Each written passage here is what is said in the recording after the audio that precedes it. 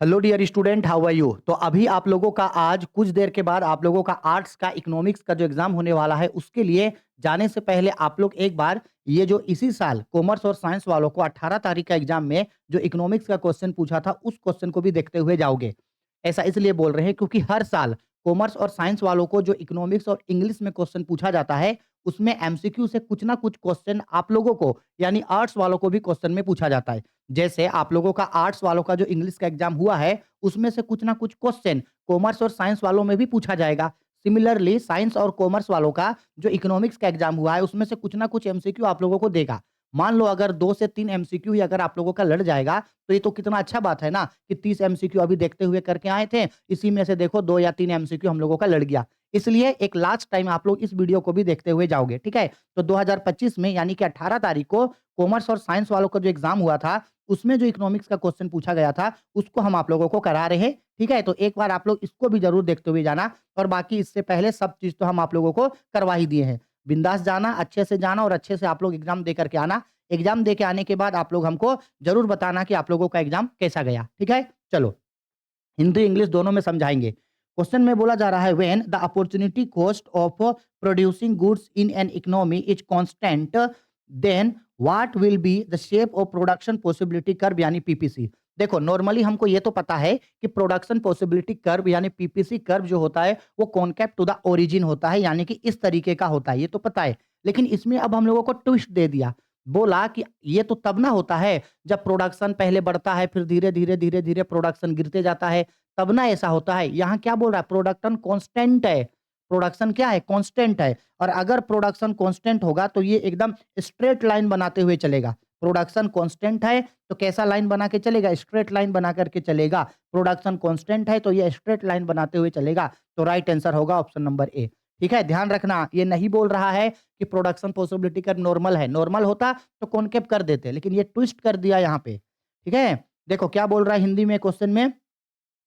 हिंदी में क्वेश्चन पे बोला जा रहा है, जब अर्थव्यवस्था में एक वस्तु का उत्पादन का अवसर लागत स्थिर हो तो उत्पादन संभावना वक्र यानी प्रोडक्शन पॉसिबिलिटी कर्व का आकार सरल रेखा वाला होगा। और अगर नॉर्मल पूछता है कि उत्पादन संभावना वक्र का आकार कैसे होता है, तब आप बोलना कि मूल बिंदु की ओर ये अवतल होता है, मतलब इस तरीके का होता है। ठीक है, चलो क्वेश्चन नंबर 2 पे देखो क्या बोला गया है। बोला गया है कि which of the following statement is related to the positive economic. Positive economic में यहां से कौन सा चीज रिलेटिव होता है। अब देखो पॉजिटिव इकोनॉमी में क्या होता है ना, जो प्रॉब्लम जैसा है उस प्रॉब्लम को ऐसा देखना चाहिए। जो प्रॉब्लम जैसा है उसको बस वैसे ही देखो। पहला ऑप्शन बोल रहा है कि unemployment allowances should be given to unemployed by government, यानी जो लोग बेरोजगार हैं उन्हें सरकार की तरफ से बेरोजगारी भत्ता देना चाहिए। तो ये सुझाव का बात कर रहा है, सजेशन का बात कर रहा है। तो सजेशन जो मेरा है वो मेरा पॉजिटिव साइंस थोड़ी है, वो तो मेरा नॉर्मेटिव इकोनॉमिक है, नॉर्मेटिव साइंस है, ये तो पॉजिटिव बोल रहा है। तो इसका ये ऑप्शन नंबर ए गलत है। बी पे बोल रहा है the quantity of demand of A supplied goods increased with increase in its price. अगर कभी भी किसी भी गुड्स का डिमांड बढ़ता है, प्राइस बढ़ता है, तो उसका डिमांड भी जो है वो बढ़ जाता है। सही बात है, ये सही बोल रहा है, ये हम लोग का पॉजिटिव साइंस है। In order of stop inflection bank rate should be increase. अगर इन्फ्लेक्शन बढ़ रहा है तो उसको रोकने के लिए बैंक रेट को बढ़ाना चाहिए। देखो यहां भी सूड का जिक्र किया है। ठीक है, तो ये भी हम लोगों का सजेशन है, ये भी यानी ये भी हम लोगों का नॉर्मेटिव साइंस है। तो ये तो पॉजिटिव साइंस बोला था ना, तो ऑप्शन नंबर बी हम लोगों का इसमें राइट आंसर होगा। ठीक है, चलो देखिए हिंदी में क्या बोल रहा है हम लोगों को। बोला जा रहा है निम्नलिखित में से किस कथन का संबंध सकारात्मक अर्थशास्त्र से है। सकारात्मक बोला, ठीक है, ऑप्शन ए सरकार को बेरोजगारों को बेरोजगारी भत्ता देना चाहिए। चाहिए का बात कर रहा है, तो ये हम लोगों का सकारात्मक नहीं है। सकारात्मक में जो जैसे होता है उसको वैसे ही देखा जाता है। ठीक है, तो ये नहीं होगा। किसी वस्तु की कीमत बढ़ने से उसकी मांग की मात्रा बढ़ जाती है, ये सही बात है। ऑप्शन नंबर बी जो है ये मेरे लिए सकारात्मक होगा। ठीक है, आया समझ में। ठीक है, ऑप्शन सी भी हम लोगों के लिए नहीं होगा। इस तरीके का इस बार कॉमर्स और साइंस वालों को क्वेश्चन हार्ड तो नहीं पूछा था, लेकिन क्या हुआ था ना, कॉन्सेप्चुअल बेस बहुत क्वेश्चन पूछा था, मतलब कॉन्सेप्ट बेस। अगर आपका कॉन्सेप्ट क्लियर होगा तो आप जल्दी जल्दी बना दोगे, इस टाइप का क्वेश्चन था। नेक्स्ट बोल रहा है क्वेश्चन पे, in which type of economy or economic activity organized by private people और इंस्टीट्यूशन। प्राइवेट पीपल का बात कर रहा है। किसका? प्राइवेट पीपल का। तो हमको पता है ना प्राइवेट पीपल मतलब एक आदमी उसका मालिक है, तो जब एक आदमी उसका मालिक होता है तो वो हम लोगों का होता है आपका कैपिटलिस्ट इकोनॉमिक्स। किसमें होता है? कैपिटलिस्ट इकोनॉमिक्स में हम लोगों का होता है। आया मेरा बात समझ में? चलो हिंदी में देखो क्या बोल रहा है, बोला जा रहा है हिंदी में, किस प्रकार की अर्थव्यवस्था में आर्थिक क्रियाओं के आयोजन निजी संस्थाओं द्वारा होता है? तो ये होता है हम लोगों का पूंजीवादी अर्थव्यवस्था में निजी व्यक्ति का स्वामित्व होता है। आगे बोल रहा है 4 number question, which of the following curves is negatively slope? कौन सा कर्व जो है वो नेगेटिवली स्लोप होता है? बोल रहा है डिमांड कर्व। अब देखो ये जो हम लोगों का डिमांड कर्व होता है, डिमांड कर्व तो हम लोगों का इस तरीके से बढ़ता है, नेगेटिव तो नहीं होता है। बजट लाइन, हाँ, बजट लाइन हम लोगों का नेगेटिव हो सकता है क्योंकि ये ऐसे होता है। इसके बाद टोटल यूटिलिटी कर्व, भाई टोटल यूटिलिटी कर्व भी तो ऊपर ही बढ़ता है ना। टोटल कॉस्ट कर्व भी तो ऊपर बढ़ता है ना। तो नेगेटिव क्या हो सकता है? तो बजट लाइन हम लोगों का नेगेटिव हो सकता है। ठीक है? चलो आगे बढ़ते हैं नेक्स्ट। हिंदी में बोल रहा है निम्नलिखित में से किस वक्र का ढाल ऋणात्मक होता है? तो पूर्ति वक्र का ढाल धनात्मक होता है क्योंकि ये ऊपर की ओर बढ़ता है। बजट रेखा का ढाल ऋणात्मक होता है। तो राइट आंसर होगा हम लोगों का बजट लाइन यानी बजट रेखा। ठीक है? क्वेश्चन नंबर 5 में देखिए, बोला गया था क्वेश्चन पे, which of the following goods can have elastic demand?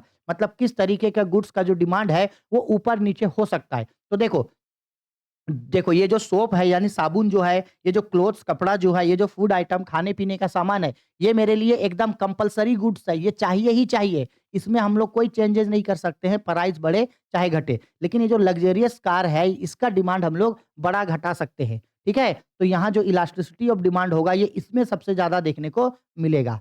बोल रहा है निम्नलिखित में से किस वस्तु की मांग लोचदार हो सकती है?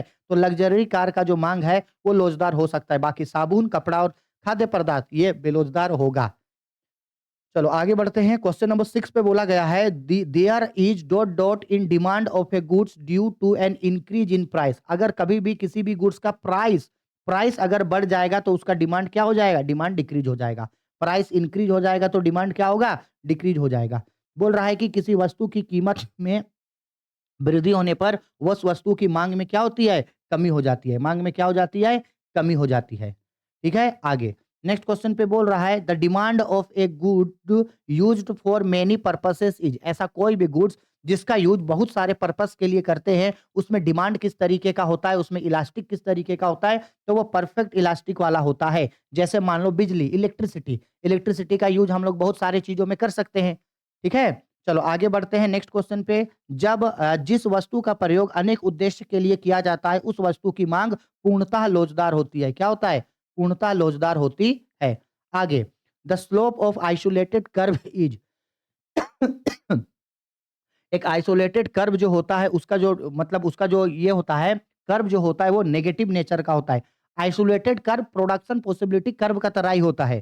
ठीक है? Isolated curve production possibility curve का तरह ही होता है, नेगेटिव होता है। ठीक है? समुत्पाद वक्र का ढाल कैसा होता है? ऋणात्मक होता है। समुत्पाद वक्र का ढाल इस तरीके से ऋणात्मक होता है मेरा। आगे आते हैं क्वेश्चन नंबर 9 पे। 9 नंबर पे बोल रहा है which of the following is not an example of variable cost. यहां से कौन वेरिएबल कॉस्ट का एग्जांपल नहीं है? वेरिएबल कॉस्ट बेसिकली ऐसा कॉस्ट होता है जो इंक्रीज डिक्रीज होगा। अगर मान लो प्रोडक्शन बढ़ते जाएगा तो वेरिएबल कॉस्ट बढ़ते जाएगा, प्रोडक्शन घटते जाएगा तो वेरिएबल कॉस्ट भी घटते जाएगा। ये पूरा तरह से ऊपर नीचे होते रहता है। कॉस्ट ऑफ रॉ मटेरियल ये ऊपर नीचे होते रहेगा। ये बोल रहा है कौन वेरिएबल कॉस्ट नहीं है बोल रहा है। तो कॉस्ट ऑफ रॉ मटेरियल तो वेरिएबल कॉस्ट है मेरे लिए। रेंट ऑफ बिल्डिंग नहीं बढ़ेगा घटेगा नहीं, वो फिक्स रहेगा। पर यूनिट इलेक्ट्रिसिटी बिल ये वेरिएबल कॉस्ट है, कमीशन भी वेरिएबल कॉस्ट है। ठीक है? कौन यहां से एक मिनट क्या बोला गया था क्वेश्चन में? कौन वेरिएबल कॉस्ट नहीं है? ठीक है, rent of building variable cost नहीं है। क्यों सर? क्योंकि रेंट ऑफ बिल्डिंग जो है ये मेरे लिए फिक्स्ड कॉस्ट होता है। ठीक है? निम्नलिखित में से परिवर्ती लागत का एक उदाहरण कौन सा नहीं है? तो मकान का किराया नहीं है, बाकी कच्चे माल का लागत ये मेरे लिए परिवर्तित लागत है। प्रति इकाई बिजली का बिल भी प्रति मेरे लिए परिवर्तन लागत है और कमीशन भी परिवर्तन लागत है। देखो यहाँ पे क्वेश्चन में समझना, यहाँ एक तरीके का टेबल दे दिया। क्या दे दिया? टेबल। अब देखो टेबल में क्या क्या दिया, यहाँ पे फैक्टर्स दिया है और यहाँ पे इनपुट दिया है और यहाँ आउटपुट। देखो बोल रहा है कि लेबर लगाए 4 यूनिट और कैपिटल लगाए 7 यूनिट तो टोटल आउटपुट निकला 25। फिर एक और सेक्शन में बोला कि लेबर लगाए 12 यूनिट, कैपिटल लगाए 21 यूनिट तो आउटपुट हुआ यानी प्रोडक्शन हुआ 75। तो ये बोल रहा है कि किस तरीके के स्केल को दिखाता है ये। तो ठीक है, 3 तरीके का होता है ना, एक कांस्टेंट होता है, एक इंक्रीजिंग होता है और एक डिक्रीजिंग। तो देखो इसको देख के बताते हैं। यहाँ देखो लेबर कितना यूनिट लगाया 4 यूनिट, यहाँ देखो लेबर कितना यूनिट लगाया 12, तो 4 तिया 12 कितना चेंज हुआ 3। यहाँ देखो कैपिटल लगाया 3 यूनिट 7 यूनिट और यहाँ पे कैपिटल कितना यूनिट 21 यूनिट, तो 7 तिया 21, यहाँ भी 3, ठीक। और यहाँ देखो आउटपुट हुआ है 7 यूनिट और यहाँ आउटपुट कितना हुआ 75 यूनिट, सॉरी 25 यूनिट और आउटपुट हुआ 75 यूनिट। तो 25 दिया 75 3, यानी कि देखो तीनों ही जो है वो कांस्टेंट है। तीनों ही क्या है एकदम कांस्टेंट है, मतलब स्थिर है। स्थिर है यानी कि कांस्टेंट है, तो इसको हम लोग बोलेंगे कांस्टेंट रिटर्न टू स्केल। क्या बोलेंगे? कांस्टेंट रिटर्न टू स्केल हम लोग इसको बोलेंगे। ठीक है? सेम यही चीज यहाँ पे बोल रहा है। श्रम लगाए हैं 4 यूनिट, यहाँ पे 12 है तो 4 तिया 12 3 हो गया, 7 है 21 है 7 तिया 21 3 गुना बढ़ा, 25 है 75 है 25 तिया 75 3 गुना बढ़ा। तो इसको हम लोग बोलेंगे स्थिर पैमाने का नियम, यानी पैमाने का स्थिर प्रतिफल का नियम। आया मेरा बात समझ में? चलो आगे बढ़ते हैं, नेक्स्ट क्वेश्चन नंबर 12 पे आते हैं। 12 नंबर क्वेश्चन पे देखिए क्या बोला था, average product and marginal product of variable factor is equal when. Average product और मार्जिनल प्रोडक्ट जो है वो एक दूसरे के बराबर कब होता है? तो एक दूसरे के बराबर तब होता है, ये इस तरीके का सिचुएशन में होता है मेरा। 1 मिनट रुक जाना।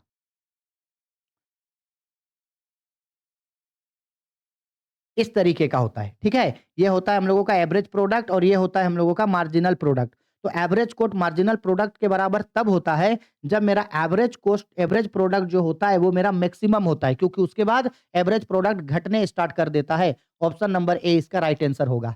ठीक है? आगे बोला जा रहा है परिवर्तनशील साधन का औसत उत्पादन और सीमांत उत्पादन बराबर होता है जब औसत उत्पादन अधिकतम होता है। अभी समझा है ना? औसत उत्पादन अधिकतम होगा।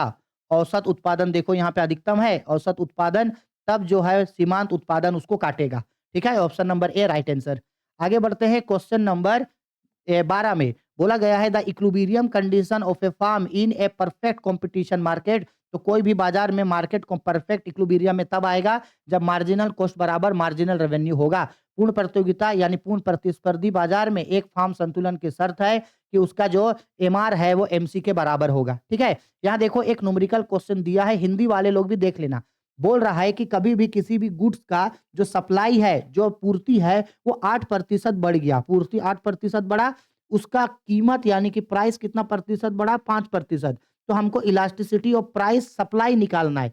तो पूर्ति में परिवर्तन डिवाइडेड बाय कीमत में परिवर्तन, quantity change in supply divided by change in price. तो डिवाइड करेंगे तो ये हो जाएगा 5 एकम 5 8 बचेगा, इसके बाद 5 36 1.6 1.6 इसका राइट आंसर हो जाएगा। ठीक है? इलास्टिसिटी ऑफ सप्लाई निकालने बोला, हिंदी में भी सेम वही क्वेश्चन है। 14 नंबर क्वेश्चन पे देखिए क्या बोला था, due to increase in supply of a goods in a market. अगर कभी भी मार्केट में किसी भी गुड्स का सप्लाई बहुत ज्यादा कर देंगे, सप्लाई बहुत ज्यादा कर दिए, तो उस गुड्स का प्राइस क्या हो जाएगा? उस गुड्स का प्राइस कम हो जाएगा। क्यों? क्योंकि सप्लाई बहुत करके रख दिए हैं। सप्लाई बहुत करके रखे हैं तो अब तो उसको कोई ले नहीं रहा है, तो कीमत तो घट जाएगा। किसी वस्तु की कीमत बढ़ने पर किसी वस्तु की पूर्ति बढ़ने पर उस वस्तु की कीमत कम हो जाती है। कीमत कम हो जाती है। अब देखो यहाँ एक टेबल दिया गया है। ठीक है? ये टेबल देखो ये बोल रहा है in the following table what is equilibrium price. Equilibrium price का मतलब होता है जहां डिमांड और सप्लाई एक दूसरे के बराबर हो। ये देखो ये डिमांड लाइन है, ये देखो ये सप्लाई है। तो देखो यहाँ डिमांड 50 है, 42 50 है और 22 है। यहाँ तो इक्विलिब्रियम नहीं हुआ। 45 24 यहाँ भी नहीं हुआ, 40 26 यहाँ भी नहीं हुआ, 35 28 यहाँ भी नहीं हुआ। ए देखो यहाँ पे 30 और 30 है, डिमांड भी 30 है और सप्लाई भी 30 है। तो ये इक्विलिब्रियम है। लेकिन हमको इक्विलिब्रियम का प्राइस निकालना है, तो ये देखो यहाँ प्राइस है, तो प्राइस देखो इसका कितना रुपया था? 5 रुपया। तो इक्विलिब्रियम होगा हम लोगों का 5 रुपया। इक्विलिब्रियम कितना होगा? 5 रुपया होगा। क्लियर बात है? देख के बता सकते हो, बहुत इंपॉर्टेंट बहुत ईजी क्वेश्चन है। यहाँ भी देखो 5 रुपया है ना, क्योंकि यहाँ मांग भी 3 रुपया है।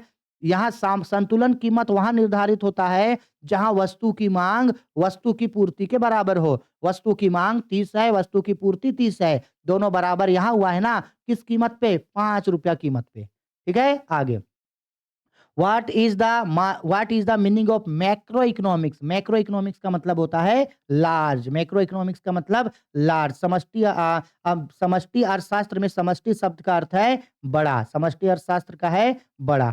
आगे बोल रहा है क्वेश्चन पे in the situation of inflation, अगर मान लो मार्केट में इन्फ्लेशन का सिचुएशन है, तो उस इन्फ्लेशन के सिचुएशन को कंट्रोल, उन इन्फ्लेशन के सिचुएशन में क्या होगा?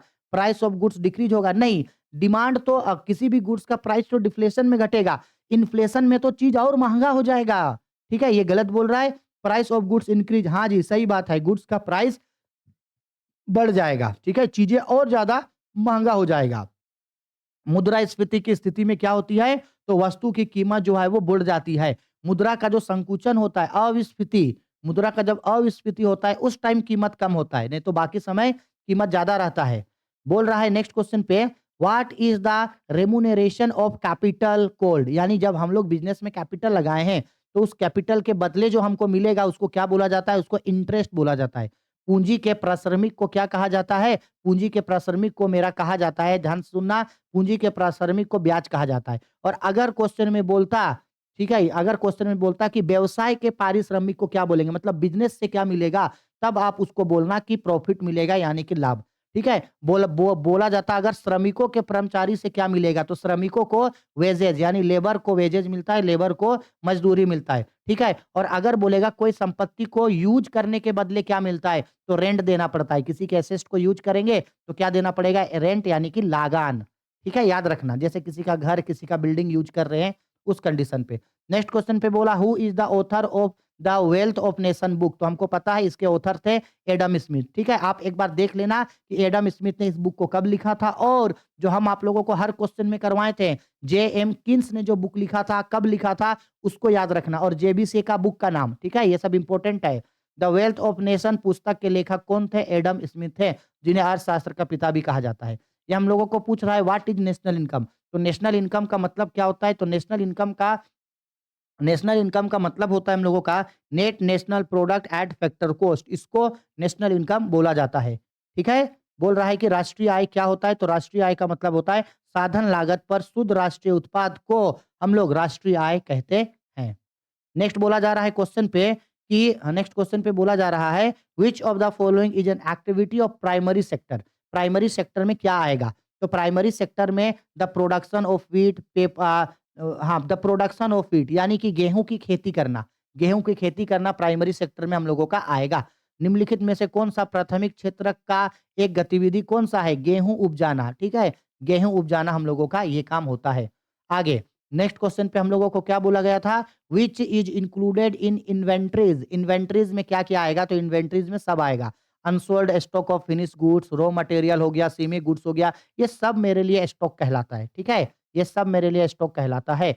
माल सूची में क्या क्या सम्मिलित होती है? अविक्रय, अविकृत निर्मित वस्तु, कच्चा माल हो गया, अर्धनिर्मित वस्तु हो गया, ये सब को हम लोग शामिल करते हैं। देखो ये ना क्वेश्चन थोड़ा सा पलट दिया। अब तक क्वेश्चन क्या पूछता था? रिलेशन पूछता था। रिलेशन पूछता था कि NNP is equal to R, तो फॉर्मूला होता था NNP is equal to GNP minus depreciation. अबरी बार यही चीज सेम है लेकिन इसको पलट दिया। What is difference between GNP और एनएनपी कोल्ड? जीएनपी और एनएनपी को एक दूसरे से डिफरेंट कौन बनाता है भाई? डेप्रिसिएशन।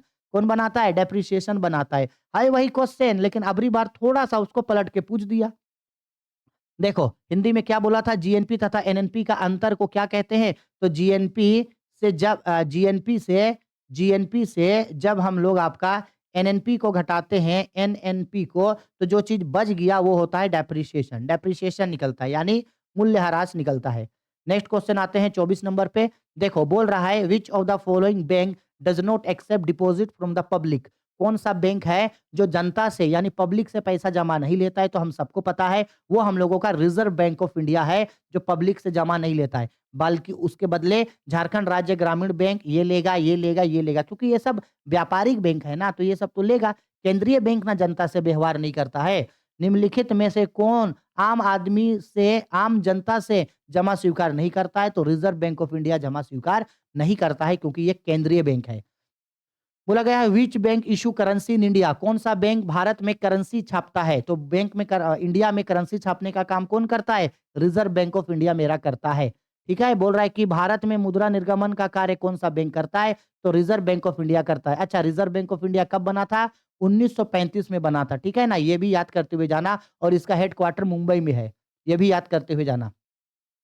नेक्स्ट क्वेश्चन पे आते हैं, बोल रहा है what is called the ratio of change in investment and change in income is called. Change in investment और चेंज इन इनकम, इसको हम लोग मल्टीप्लायर यानी के बोलते हैं। फॉर्मूला याद है, K is equal to delta Y by delta I, जिसमें डेल्टा वाई का मतलब है चेंज इन इनकम और डेल्टा आई का मतलब है चेंज इन इन्वेस्टमेंट। तो बोला चेंज इन इनकम और चेंज इन इन्वेस्टमेंट के रिलेशनशिप, उन दोनों के बीच रिलेशन कौन बताता है? तो मल्टीप्लायर मेरा बताता है।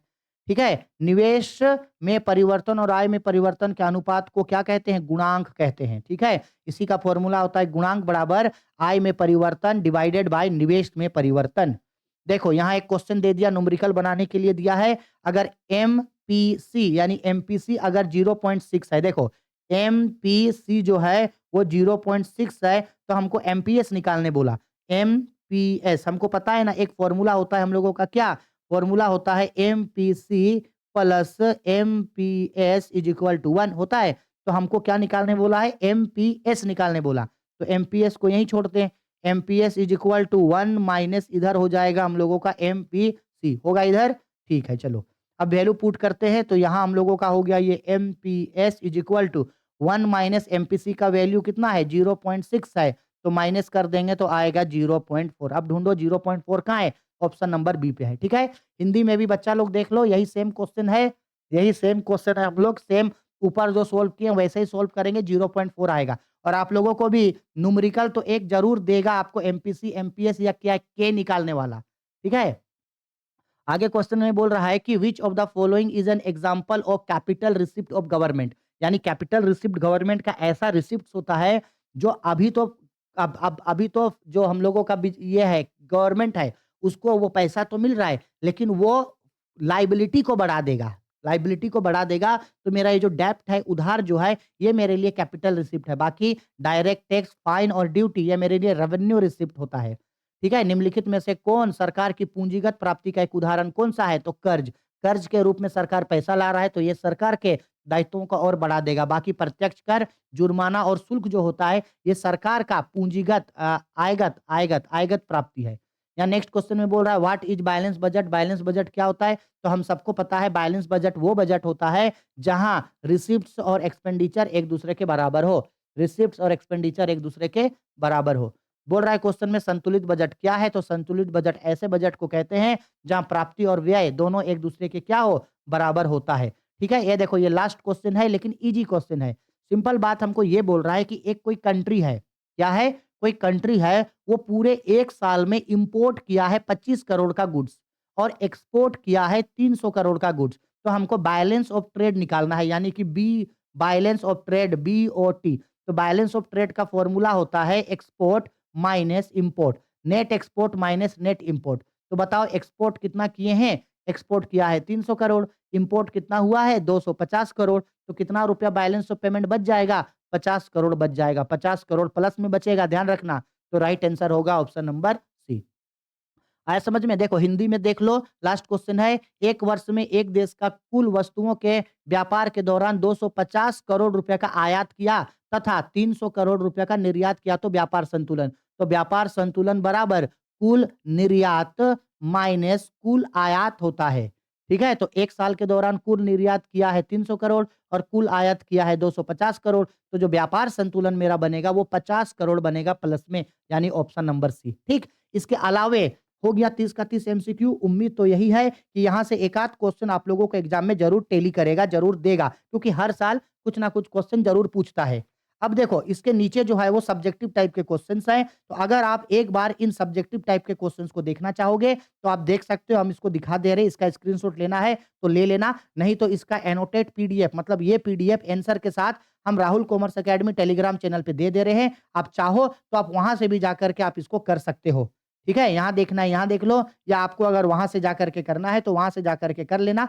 उम्मीद है, हालांकि सब्जेक्टिव क्वेश्चन का कम चांस होता है रिपीट होने का, लेकिन अगर मान लो कि एक दो क्वेश्चन भी रिपीट हो गया तो और अच्छा है, नहीं होगा तो कोई बात नहीं, हम लोग तैयारी किए हैं, आप लोग तैयारी किए हो। ठीक है, सब्जेक्टिव क्वेश्चन पिछले साल का तरह इस साल भी सब्जेक्टिव ठीक ठाक पूछा। अब ऐसा तो नहीं है ना भाई कि डिट्टो वही चीज एकदम निकाल के देगा। सब्जेक्टिव तो अच्छा पूछा है, ऑब्जेक्टिव भी पूछने का अच्छा पूछा था, लेकिन ऑब्जेक्टिव जो है ना वो कॉन्सेप्ट बेस पूछा था। Concept based. इसलिए स्टूडेंट लोगों को दिक्कत हुआ क्योंकि इससे पहले जो ऑब्जेक्टिव पूछा जाता था, वो एकदम बुक का क्वेश्चन निकाल के दे देता था। यानी डिट्टो वही क्वेश्चन निकाल के डाल देता था। लेकिन इस बार थोड़ा कॉन्सेप्ट बेस्ड पूछ दिया। लेकिन चलो कोई बात नहीं, आशा करता हूँ कि यहाँ से आप लोगों को एग्जाम में कुछ ना कुछ क्वेश्चन जरूर पूछेगा। अब बिंदास जाओ, एग्जाम देने जाओ, फ्री माइंड होके जाओ, एकदम आराम से इत्मीनान से जाओ। जैसे आप लोगों का इंग्लिश हम पढ़ाए थे, वहीं से सब आया था। उम्मीद यही है कि हम जो इकोनॉमिक्स पढ़ाए हैं, वहीं से आप लोगों का सब चीज़ आएगा। एग्जाम खत्म होने के बाद हम इसका आंसर की डाल देंगे आज का। आपके उसके बाद आप हमको बताना कि हम जो पढ़ाए थे, उसमें से आप लोगों का क्या आया, क्या नहीं आया, कितना नहीं आया। एग्जाम के लिए सब लोगों को ऑल द बेस्ट। अच्छे से एग्जाम देने जाओ और अच्छे से एग्जाम देना। बस ध्यान रहे, एग्जाम में कोई भी क्वेश्चन आप लोग नहीं छोड़ोगे। ठीक है? All the best, good luck, give your best, attempt all question. Today is your day, so make it count. God bless you.